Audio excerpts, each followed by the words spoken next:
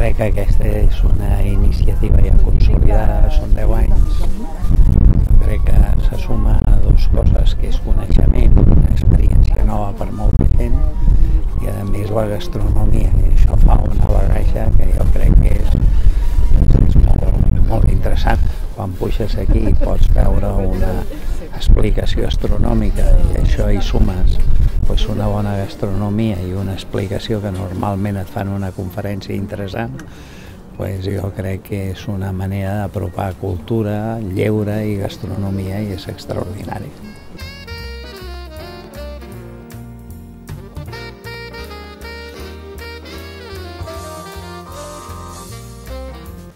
Jo crec que és molt interessant perquè combina l'aspecte gastronòmic, a més amb molta imaginació, amb els noms dels plats que es relacionen amb les estrelles, en un lloc fantàstic perquè hi ha una vista fenomenal, tant des d'allà on hem sopat, sobretot a la cúpula, i la llàstima és que no hàgim pogut veure els estels, que és la part potser més interessant, no?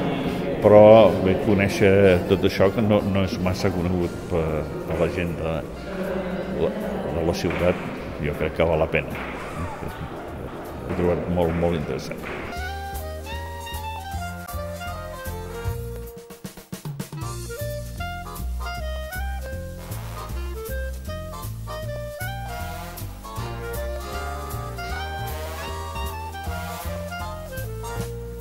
És una bona iniciativa de l'Acadèmia, que per cert complirà 250 anys. Aquesta és un dels actius importants de l'Acadèmia i val la pena que sigui coneguda.